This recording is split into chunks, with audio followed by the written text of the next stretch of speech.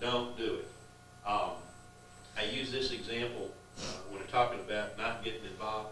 Tell it real quick. A friend of mine was the JCPenney store manager in Auburn. He was a college wrestler, and he had an assistant manager. He was a big old boy. Had 3 girls in there shoplifting. They'd been in there before. They knew them. They were in there shoplifting. He called his assistant manager. He said, okay, when they walk out onto the sidewalk, we'll go right out the door with them. We'll grab them right there. We got them, because we know they've all shoplifted. So he and the assistant manager time it to where they hit the doors when the girls hit the parking lot, and the assistant manager grabs 2 of them, and one of them runs, and my friend, the college wrestler, is right behind her. Man, he's tearing across that parking lot, and she stops and spins around with a butcher knife out of her purse. And he screeches to a halt and says, hey, I just want to find out if you wanted gift wrapped.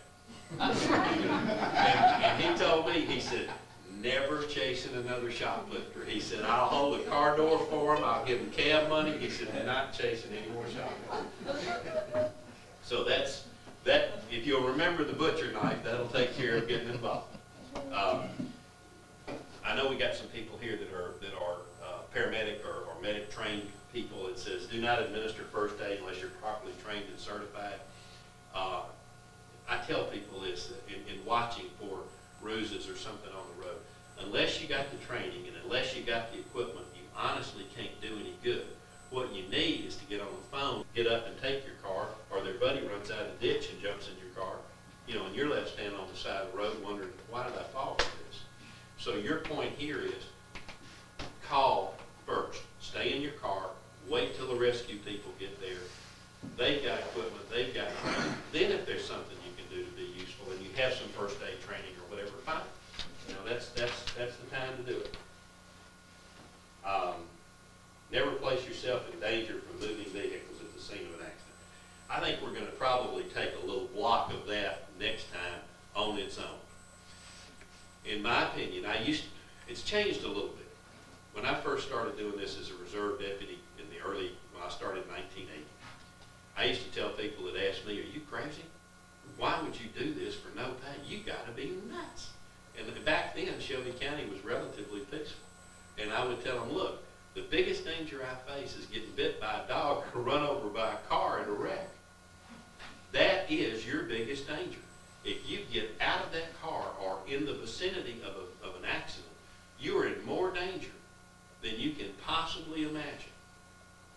So we're going to spend a good bit of time talking about an accident scene, where to park, how to protect yourself, what to watch out for. If you remember in the news not long ago, there was 2 young men killed just north of Birmingham who stopped to help at a wreck scene.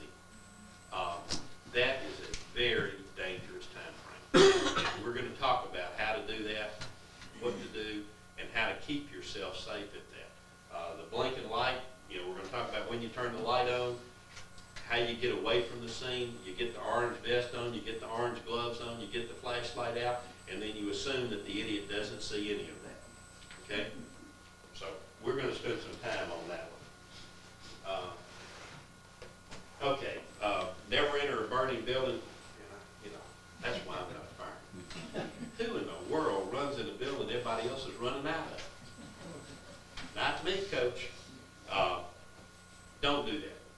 Call the fire department. Let the people that have the training get in there. What we don't want to have to do is go rescue you in addition to whoever else was already in there. Okay. Terminology. Jay had talked about getting you a scanner. And one of the things that will do for you, the difficulty is getting information transferred to you, what's going on in the community. If you listen to the scanner, you pretty well know what's going on in the community because you hear the calls.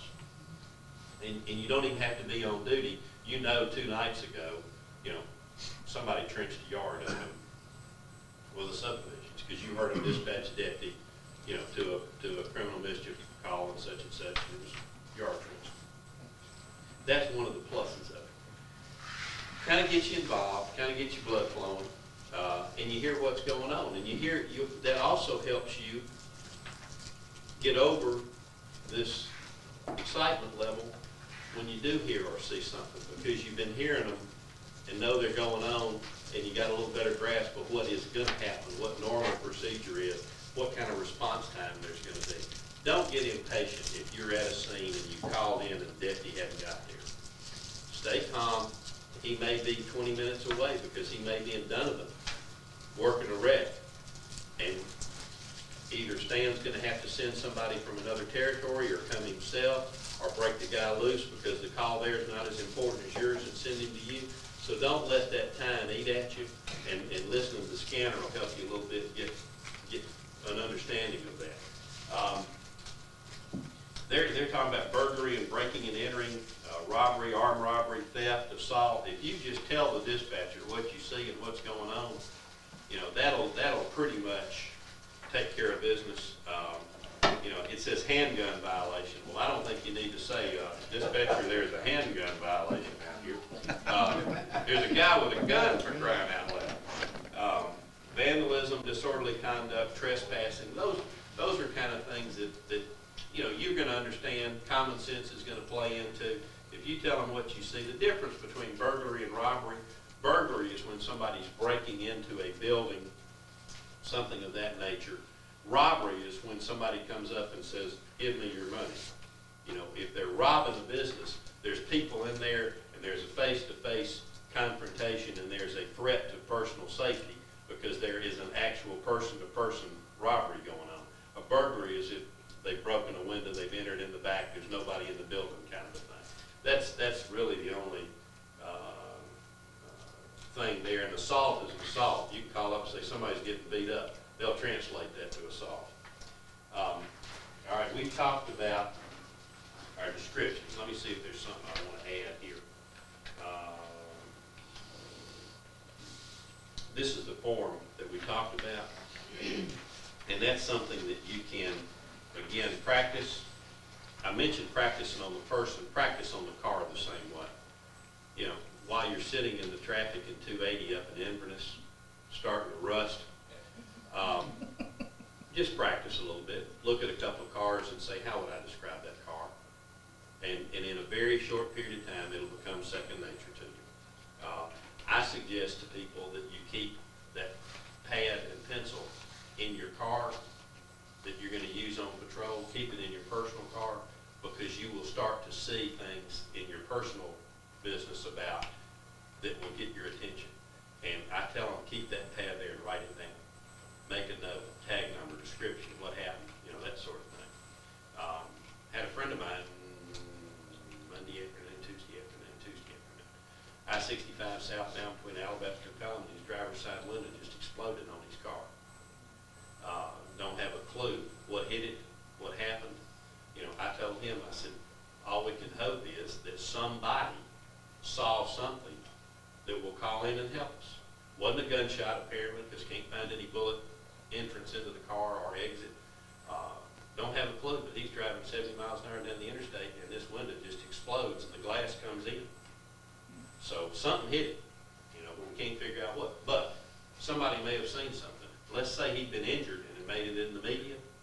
Somebody might say, hey, you know, I saw a car swerve and a guy went by it real fast and it was an old Camaro, you know, and maybe an old Camaro may be enough for us to figure out what it was. So that's why I say keep the pad, keep the pencil, write down what you see at all times. All right, we've talked a little bit about, and we're going to talk a little more about it, about what to watch for, what to report. I told you about true emergencies. You see a fire, you see a wreck, you know, you see a confrontation in the parking lot where a couple of people are fighting. That's a 911 call. You need to get folks headed that way in a hurry. That's dial 911. We do have to deal with the possibility with 280 that, and today we had chemical spills. You can have an accident out here on 280 involving a chemical, gasoline, propane, or worse. Today it was mostly hydraulic fluid, but we've had some that were not. And the fireman back here will tell you, don't go up to a wreck like that, or the tracks, the train coming through here. You don't know what it's hauling. Do not rush up to those kind of accidents, because if it's a hazardous material spill, you know, you may make that obituary page back there in the back of the paper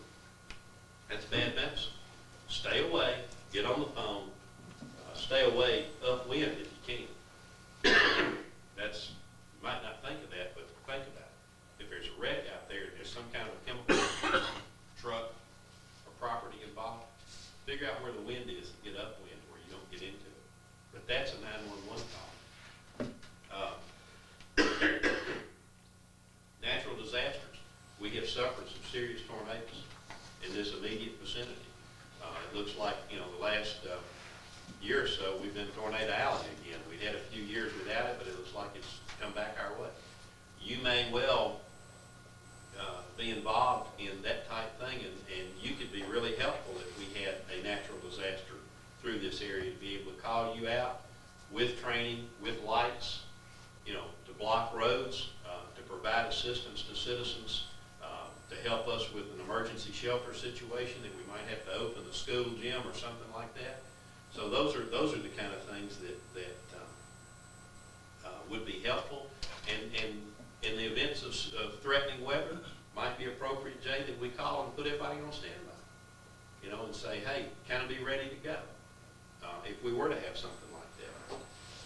Again, all of these things are hinged on your personal safety first. Your personal safety first. Do not sacrifice your well-being in the effort to protect somebody else. Your first obligation is to protect yourself and report what you see, and let the guy or lady who's being paid to do this take care of that aspect of it. All right, what are suspicious activities? Y'all are very fortunate. This is a very low crime area. Okay? Basic operation here, it's low crime area. That does not by any means mean nothing happens, because you're going to find out a lot more happens than you think. Because once you start hearing and seeing, and there's a lot more happens than you think, but it still is a very, very low crime situation. But all of us have to deal with the fact that we are in a rapidly changing environment. We got 140,000 people in the county now, if you want to take the low estimate. A planner told me they said we were going to have 250,000 by the year 2025. I think we're probably going to have 200,000 by the year 2010. I mean, that's 10 years from now, 5,000 people a year. We're growing at that rate right now.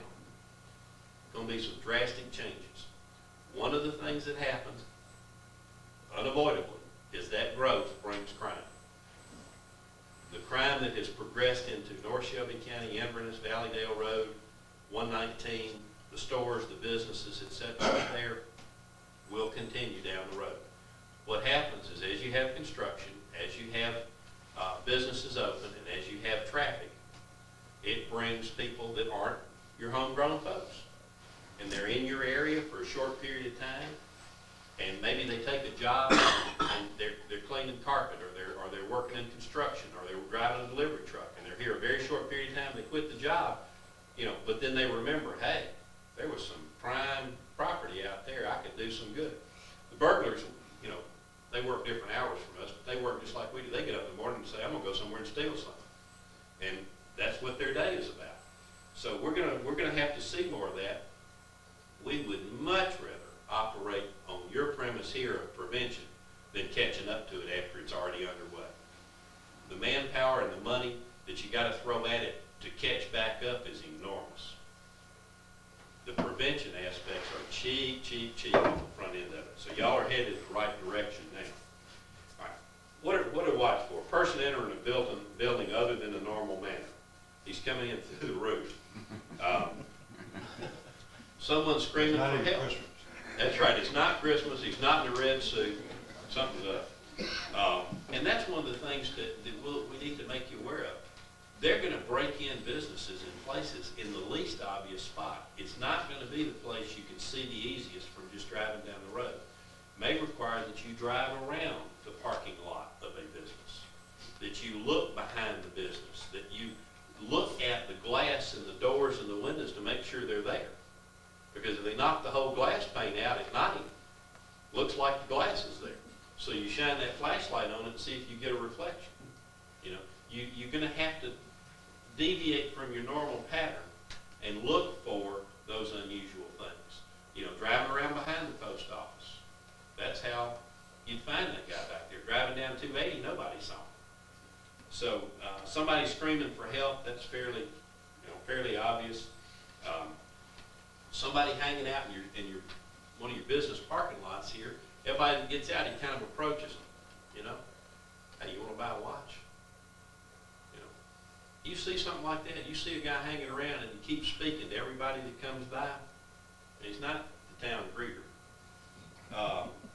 Somebody removing parts, accessory, license plates, or gas from a car. That's self-explanatory.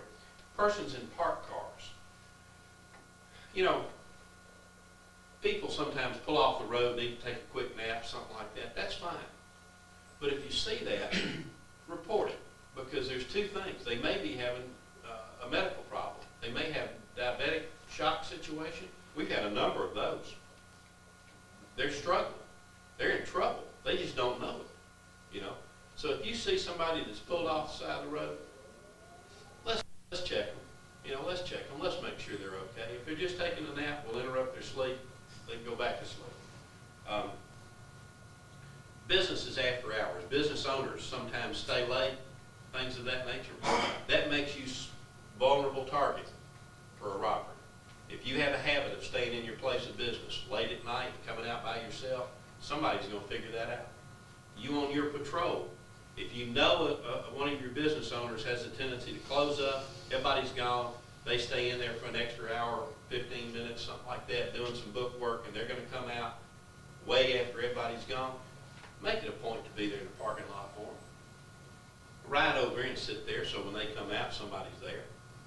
You might just save some property or save a life. Breaking glass or loud noises, you know, explosions, things of that nature, you want to report that. You want to find it. It's liable to be a plane crash. It's liable to be a transformer blowing up. It's liable to be a natural gas explosion. You know, something of that nature. So you hear a loud noise, you hear an explosion, that's a 911 call, and let's get the fire department looking for it. Let's get the sheriff's department looking for it. You know, let's find out what that was. Sound of gunshots or audible alarms. That's fairly explanatory. If you hear shooting, as we would say, go the other direction. You know, at a time like that, listen real closely and don't go any further. If you think you know about where the shooting came from, you're close enough, call it in, wait and see who comes out. Wait and see if a car or a person comes flying by. Get that description. Don't rush in there to see what happened. Don't get any closer. Okay, not so obvious things to watch for. One of the things y'all might find and be useful on, we've had a lot of trouble with door-to-door solicitors. Not particularly down here, but in the areas where the homes are built a little closer together, it'll come down here. Is it already here? Okay. All right. Y'all might be real beneficial. That vehicle might stop some of this. We've had a lot of trouble with some door-to-door solicitors who are extremely pushy, and threatening. We had made an attempt a couple of years ago. They would come around, knock on the door.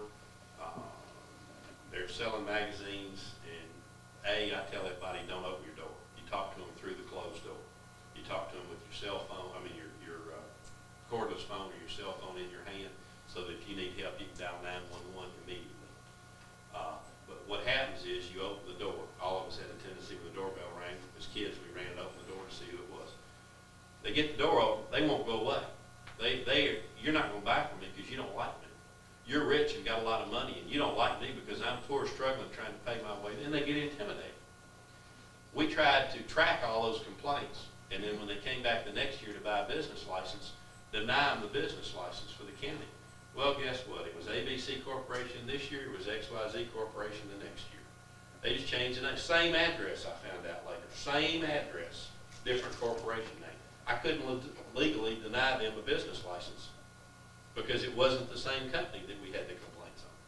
So telephone solicitors, you see people going door to door, let's find out what they're doing. Let's find out if they got a county business license. Let's find out who they are.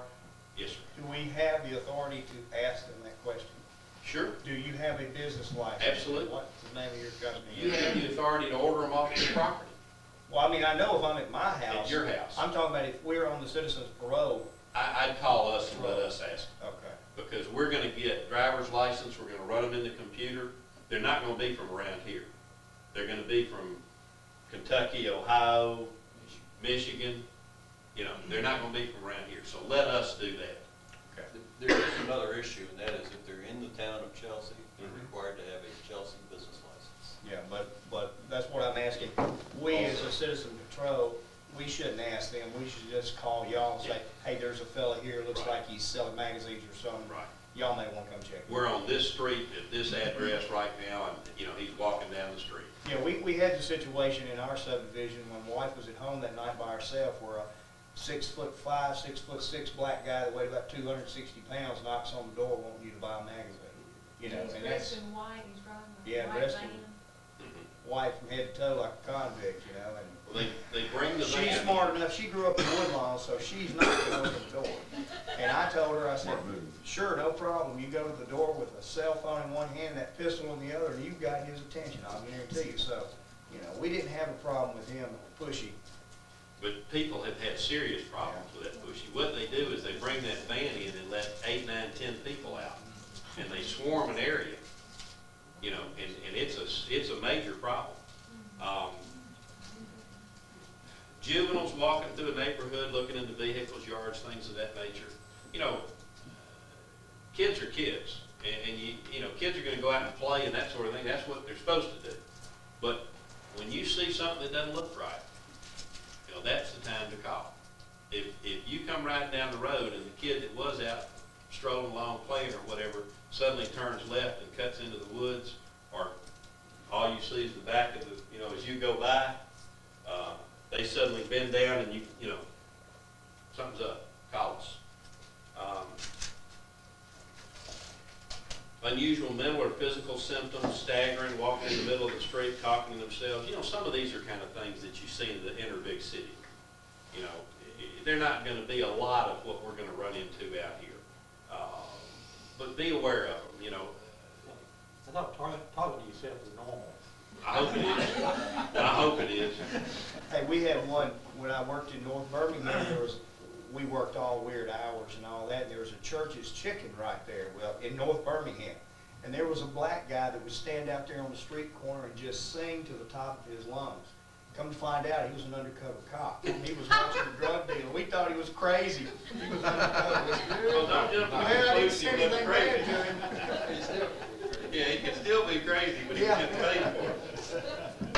All right, cars cruising in an area, you know, some of your businesses are going to ask for help to prevent loitering, to prevent an accumulation of kids or young adults in their parking lot, in their place of business, because it does sometimes breed problems.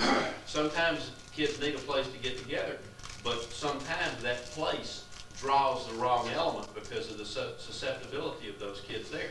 So you may find as you ride, stick your head in your businesses, speak to them, say, hey, here we are, here's who we are, you know, and they say, hey man, you know, I wish you'd keep an eye on these cars that park in here about 9 o'clock. I think something's up. So you make a pass through there at 9 o'clock and you start writing down tag numbers. You start writing down descriptions. Bernie specifically said that the time he feels most vulnerable is between 8 and 9 o'clock at night when he's counting up his receipts just before he closes the door. That if we would, I mean, he knows what's going on about this. He said if it just worked out where you could kind of be around that would make him feel a whole lot better. Okay, those are the kind of things that you'll do that'll make your citizens just tickle to death that you're out there. Abandoned vehicles, you see a car off someplace, you know, up a dirt road, into a dirt road, something like that, it's probably stolen. If you see those kind of things, then you definitely want to call them in, report them, because people don't just typically leave their nice car stuck out the end of a dirt road, run off the road right into the edge of the woods. Another sure sign is the ignition's gone and the radio's gone and the trunk's up because the speakers are gone. And Okay, is that a situation to where if we see what we feel like is an abandoned car, should we get out and look at that? Or would that be one where you just say, need no, to I'm gonna make call and need report to that? make real sure it's abandoned. Completely, nobody Completely. around. Nobody around. And if you have that feeling on the back of your neck, like you say, you just call it in. Call it in. Yeah, I'd have to make real sure there was nobody around. I'd sit there with my headlights on it for about 5 minutes after I'd already called it in. You know, let somebody know where I was and that the needed deputy come on out here. And I'd look all around and make sure nobody else was out there, or if they were, I'd give them plenty of time. Well, and you flipped your To get green going. light Yeah. on and all this sort of stuff. and You that's give them there plenty of 5 time to in the get morning. going. Would be my suggestion. And you don't want to touch a car like that. Yeah. Right. You don't want to possibly upset any evidence or prints or anything like that, we might Shine the wanna light in the shine a window, light see in, what and you that's, see, and go. yeah, and that's it. Tag number, you know, you might can get the tag number, go back and call that in, they can run it in the computer, and by the time the deputy gets there, they found out it's a stolen car. Okay, we've already talked about broken doors and windows and things like that. Persons wearing or carrying bloody clothing. Your others. Yeah. The hot control down there. That was good. You know, making a quick change of vehicles, y'all were the center for the Beer Belly Bandit quite a few years ago when he was visiting your banks on a regular basis. And Ralph was swapping cars in one instance, and in another instance, he hooked it up to his wrecker and pulled it back. I mean, we'd have never thought of stopping a wrecker pulling the car down the road, and that's what he did. He drove his car up, got out, hooked it up to his wrecker, got in his wrecker, and drove on. I mean, would you ever think of stopping a wrecker? No, no. So Ralph was, you know, pretty good. But he finally did get caught. Some of the ladies knew him. You know, when a bank robber shows up and everybody looks out in the parking lot and says, "He's back!" He got a little regular. They put a dive bomb in there once and it blew up before he got out of the car. Got out of the parking lot, and he was using cars from customers. So now he had a major problem. He had your car in for repairs, and you had a stained interior because the dive bomb blew up in the car. And so it was really kind of comical when all the dust settled. Sheriff Jones likes to tell a story about some guy came and he'd known Ralph for a long time, and he said, "Sheriff, y'all have arrested the wrong man. Ralph couldn't have done that." The sheriff said, "That's funny. Ralph said he did it." Ralph did it. But there was a lot of attention down here in Chelsea for a little while on the Beer Belly Bandit. All right. Let's see what we haven't covered, and we're going to get out of here a little bit early, I think. What to do if? Okay, let's look at page 12. Remain calm. Your safety is paramount. Repeating ourselves. Main purpose of it. Keep a safe distance. We've talked about, think about it being a chemical spill or a hazardous material situation. Keep a real safe distance. If it's a bomb threat, I have my basic bomb kit. It's binoculars and tennis shoes. If I can see the bomb, I hadn't run far enough. You might want to apply that. Report immediately and accurately what is taking place. Pay attention to the number of people, vehicles, or weapons. Dispatcher will ask you, are there any weapons? If there's a dispute or appears to be a crowd or something like that, they're going to ask you, are there any weapons? If you see any, report it. Give direction and method of escape. That is really important. A lot of times people will call us and tell us something's happened and they left, but they don't pay attention to which way they turn. The further you can keep them in view and the more information you can give as to pattern or direction of travel, the better chance we'll have of catching them. You observe disorderly subjects. Remain calm. Tell what's happening. Try real hard to look at a bigger picture than just the immediate instant, because there may be two people arguing and carrying on right here, but 25 feet away there may be separating more that are either watching, fixing to participate, egging one on, or that's the escape vehicle, and you need to pick it up before they run for it. You need to look at that car and see who's in it and what it is and all that. And if these two guys are pushing and shoving over here and you don't see any weapons, let them push and shove. Look around and see what else is going on. Exact location, stay in a safe distance. Some things that appear suspicious may have a reasonable explanation, and that's true. That's legitimately true. You may find out that the van backed up in the driveway, and the guy going under the house is the plumber. That's okay. Many years ago, I went with a deputy, and the alarm went off, and we come up in the entrance to the crawl space under the house, and the deputy gets his gun out, and we go in and met the plumber. He was under the house doing a little work. He wasn't thrilled to see us, but there are legitimate occurrences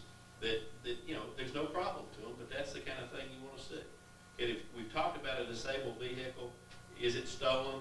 Is it in the way? You know, we want to think about safety. If somebody's left a car, look at it from a safety standpoint. Is it far enough out of the road that it doesn't pose a hazard? If it's not, then we need to take some action. You need to call the sheriff's office, get a car up there, you know, get some lights going, either get it towed or do something to get it out of the road before somebody hits it that's not paying attention.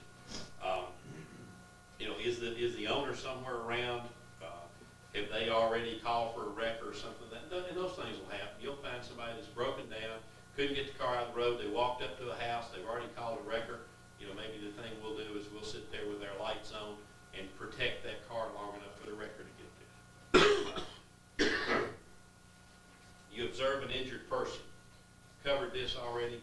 Call the rescue immediately. Wait patiently unless you have the training and have the equipment, you know, that you're gonna change hats. If you guys are out there and you're gonna change hats from being citizens on patrol to being a medical rescue person because you have the knowledge and you have the equipment or whatever, you know, that's a call for y'all to make.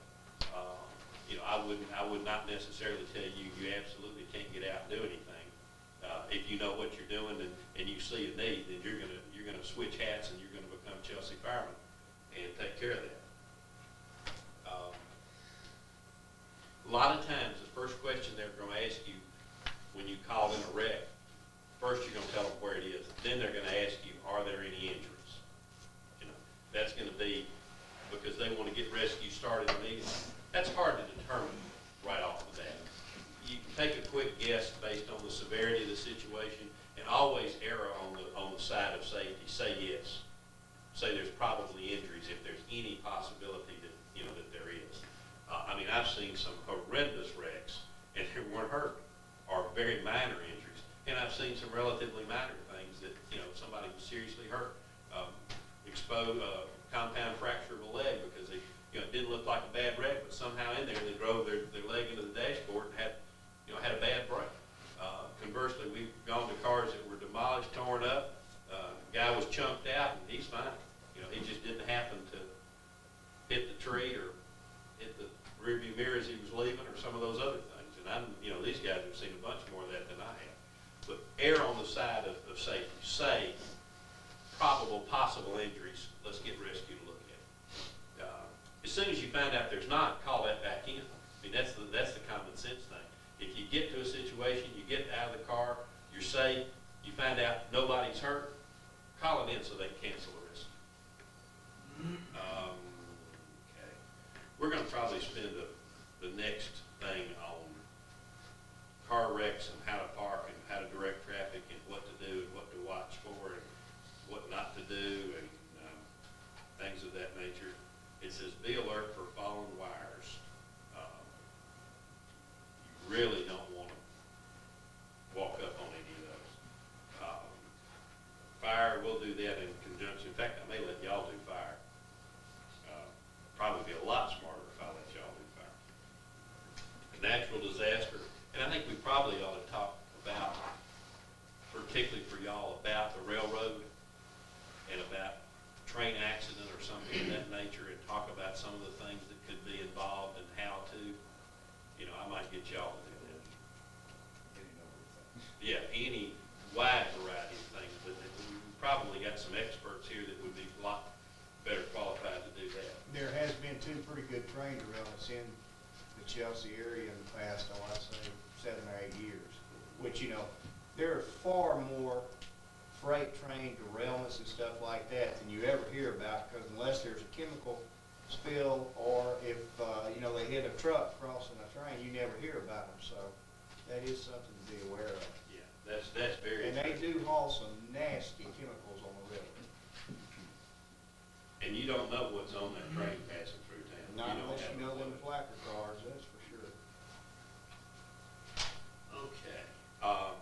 Let's go to the question mode, and then we'll get out here a little early.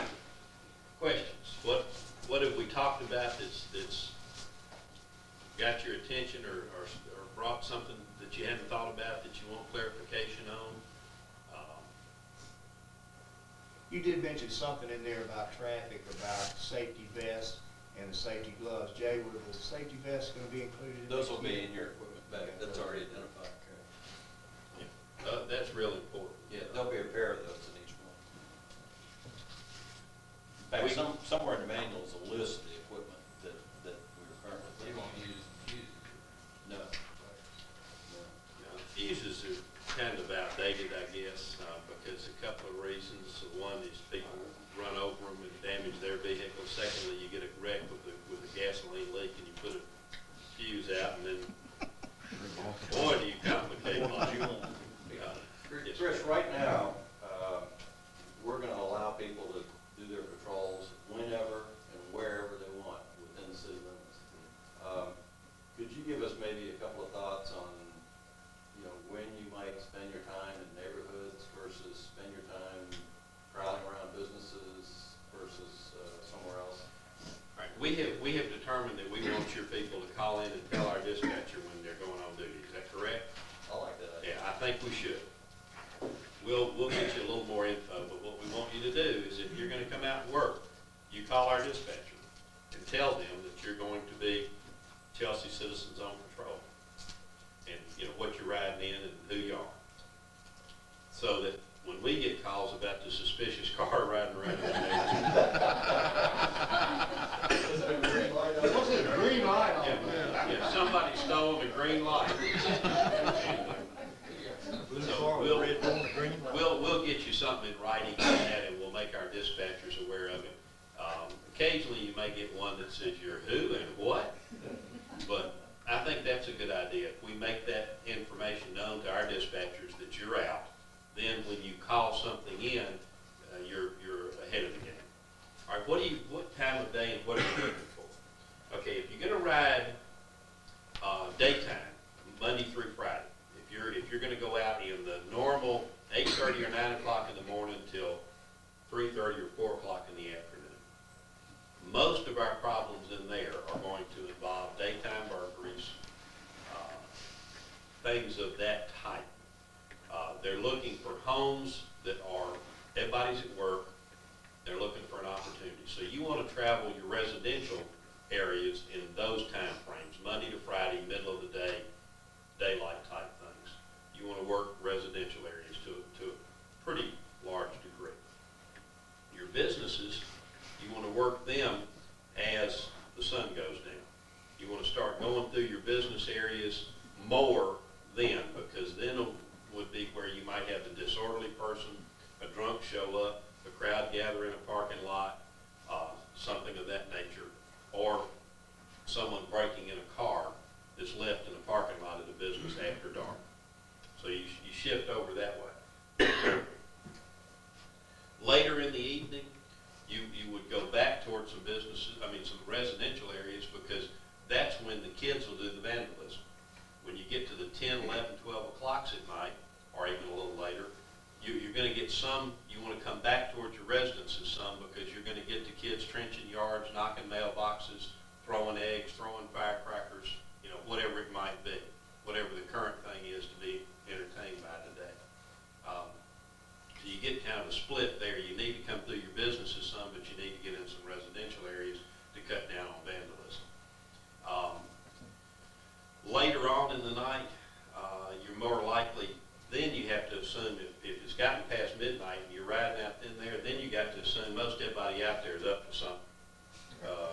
Like Flip Wilson used to say, 4 o'clock in the morning is a good time to sneak, because if you run into anybody, they're sneaking too. Yeah, that's right. That's right. Very true.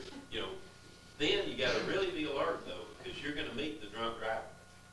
You got to really be alert to what you're doing and you're driving and your safety, because you're going to meet the person who's on the wrong side of the road.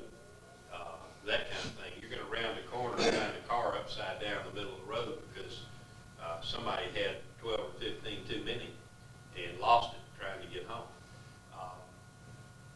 Weekends, Saturday, during the day, that's when you really need to hit your businesses, because nobody's going to be doing much in the neighborhoods because everybody's home. The kids are out of school, mom and dad are home working in the yard, washing cars, coming and going.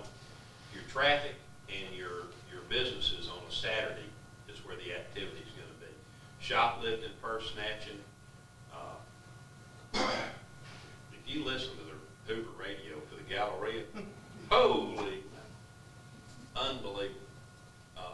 today, they had a chase from the Galleria to the I-65 University Boulevard. People had guns, had a nasty deal up there. We're very fortunate, the Galleria's in Jefferson County. But during the day, Saturday, you'd want to more stay toward the retail businesses, because that's where the activity and the people and the potential for problems would be, and just visibility for traffic. Slowing folks down, making people aware, that there's somebody out here looking at them. Sundays are typically very, very quiet. Typically very, very quiet during the day. Now, what we get into Sunday evening is domestic disturbances. Folks have been together since Friday night, and by Sunday afternoon, it's wearing a little thin. And so, we do get a fair amount of domestic calls on Sunday afternoon.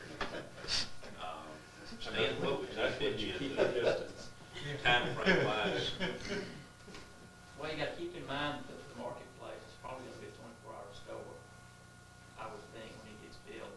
That would be a target for whatever. Like Chris was saying, Sundays or whatever, Thursdays are real busy because a lot of people get paid. And they're in a hurry to go buy refreshments, adult beverages, whatever they're gonna buy. And by Thursday afternoon, they're taking their effect. And a lot of people's weekend starts on Thursday. Things to keep in mind, like Chris was saying, the people that y'all are going to run across do not sing in your choir. And try not to be judgmental, and don't be in such a hurry to classify everybody as a dirtbag. Because it's probably the paper man or circumstances like that. But, y'all are the eyes and the ears. And y'all will know when something doesn't look or feel right. And if you don't call it in, it'll bother you for 2 or 3 days. Because you'll go, I knew that guy was up to something. And those hubcaps have been stolen on that car, and I know who did it, things like that. So your gut feelings are going to tell you kind of, what just doesn't belong or whatever. You're going to find out a lot more goes on in Chelsea than you thought. It's like being on a grand jury, they start presenting the crimes that happen in your peaceful community, and you're thinking, my gosh, I didn't know those damn things went on here. But take it with a grain of salt, because y'all are now in the battle zone with us. Y'all are partners with us. And y'all get excited and see these things and call it in, and the deputy's going to be excited, and he's going to come, and everybody's going to want to do something or whatever, but we got to remain calm and let everybody know what's going on and control the situation or whatever. And believe it or not, most deputies know what they're doing. Most people don't think that. So try not to tell them how to do their job. You might make suggestions or whatever, but what you don't want to happen is, it's one of those citizens on patrol deal. They're crying wolf again, and we don't want that to happen. That's you want to look at that and everything. We're excited about y'all being out here. I mean, I can't think of a better place to start and having a model policy than Chelsea. This is great. But and I'd be willing to bet as the program progresses, y'all's numbers will double and triple, and more people will become interested or whatever. So y'all, again, y'all are the founding fathers of the Citizen Patrol Group, and keep that in mind, because y'all deserve a pat on the back for what you're doing for your community. Yes, sir. One of the services we might be able to offer is, for example, I was thinking that a person moves out of their house, the house is vacant, maybe we can keep a list of homes that are vacant. Also, people going on vacation 2 or 3 weeks, maybe we can provide a service that, we'll keep an eye on your house while you're gone. We get those calls all the time. I bet People you do. call and say, we'll be gone, during the weekend, can you ride by? And that would be a load off our back. Yeah, we can pass those on or figure out some system to relay that, and it's really, really helpful. It puts, when somebody does that, they say, look, we're going to go out of town for 10 days, could the sheriff's office just check on our house? We're not going to be able to check on it 3 times a day, every day. But what we're going to do is notify our deputy, these people are out of town from this date to this date. In the course of your patrol, give them an opportunity to check on the house. Well, what that does is that puts a marked patrol car in a neighborhood where it might not be otherwise, puts the visibility there, and makes the deputy very aware of a particular house and the address and how to get to it, so that if they ever did have a need there, nobody has to look at a map or whatever. We talked about maps, and we're gonna come up with some good maps, and in what Stan was just saying, you know, y'all could be a big help in patrolling those kind of things, taking a look at the houses that are for sale or out of town on vacation. I may do the next time, I do a little how to keep your house safe deal. I may do that for y'all for about 30 minutes and give you some tips and ideas so that you can pass them on to people that you talk to. And if you stop in a neighborhood and get out and visit with people, you got some things to tell them that they can do. If they say, hey, we're going out of town next week, you say, look, don't put on your answering machine. Ella and I have gone to the Bahamas. We're going to be gone for 2 weeks. You know, call us on December the 23rd. Well, you just told anybody that calls your house, they got a 2-week time frame in here to have a ball. You know, put a generic, we're unable to come to the phone right now. Please leave your name and number. And somebody said, but I'm lying to my friends. I said, what would you rather do? Lie to your friends or tell the truth to a burglar? You know, there's some things like that we can cover, you can share with people as you ride through a neighborhood and do this kind of thing. That'd be great. I mean, that would be great. There's no telling what you will prevent. And this is something we've had to learn to deal with. You'll prevent stuff, never know about it. You will never know it. And you'll say, what went on last night? Nothing. Rode around, you know, didn't see a thing. What you don't know is there was something fixing to happen. And that's the whole premise of law enforcement in a marked car, is you never know what you prevent from happening, just your sheer presence. I've often felt like if a patrol car had ridden down 280 at just the right moment, 2 people wouldn't have been murdered in the pawn shop up there. All it took was a car at the right moment to spook those boys, and we'd have 2 more folks alive. Yes. One other thing I was gonna think about too is a lot of construction going on around here, and these homes being built and so forth, the areas we need to probably drive around here. Good point. If there's houses under construction, you need to be riding through there after dark, because folks go in there and reclaim garbage disposals, dishwashers, lumber, lantern, light fixtures, doors. Tire cutting out all I your like that. fixtures in your water What's closets. gone? The whole road. And I don't know if y'all will be keeping a journal or a log or whatever, but if y'all ride through an area like that and there was a pickup truck parked there, and for whatever reason brought the tag number down, and this is an example, weekly, an investigator picks up your log and goes through it just to see what y'all been seeing, and you know, there it is, the same pickup truck at these different construction sites where lumber's being stolen or something. We might try and develop we might get the investigator to do a weekly crime sheet in Chelsea that says we had a burglary at this house, we had criminal mischief here, and we'll get that to you. And conversely, we might get a way to get some of these daily logs or these reporting back so that we can look and see if something meshes, or even just seeing what took place. You might not have written the thing down, but you might see that there was something happened in this area on this day, and you were riding that day, and you may have some information. So I think if we get the East investigator to start giving us a Chelsea recap that says these are the things that happened, and y'all get access to it, then it might help connect some things. Well, I know it's getting late. Next Tuesday night, Jay? First thing I want to do is, are you guys having fun? Yeah. I think we need to give these 2 guys a hand.